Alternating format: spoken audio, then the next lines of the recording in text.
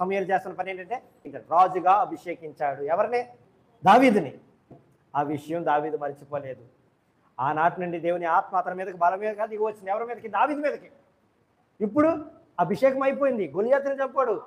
సౌలు మాటలు విని దావీదు పారిపోతున్నాడు. బట్ ఈ మాటను గుర్తు చేసుకున్నాడు. ఏంటంటే నన్ను దేవుడు రాజుగా అభిషేకించుకున్నాడు కనుక ఆ దేశానికి నేను రాజునవుతా, ఆ స్థానము నాది అంటున్నాడు. ఆ మాటల అర్థం అది.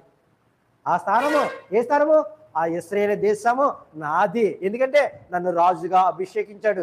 ఈ రోజు కాకపోవచ్చు, రేపన్న రోజున నేను ఆ ఇశ్రాయేలు దేశానికి వెళ్తాను, రాజుగా నేను ఉంటాను.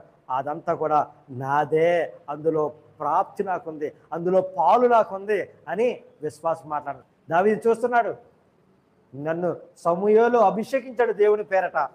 ఎప్పుడో ఒకప్పుడు నేను ఇప్పుడు అరణ్యంలో ఉన్నాను, కానీ రేపన్న రోజున ఆ స్థానం నాది అంటున్నాడు. దేవుడు మనతో కూడా మాట్లాడుతున్నాడు. ఆయనతో మనం శ్రమపడి ఎడలా ఆయనతో పాటు ఏలుదుము అంటున్నాడు. నువ్వు ఆయనతో పాటు ఆయన రాజ్యంలో ఏలాలి, నువ్వు రాకుమారుడుగా రాకుమార్తెగా ఉండాలి అనుకుంటే మనకి వాగ్దానం అందుపెట్ల. ఆయనతో శ్రమ పడితే నువ్వు ఆయనతో కూడా ఏలేవాడిగా ఆ రాజ్యంలో ఉంటావు బిడ్డ. ఈ వాగ్దానం అనేది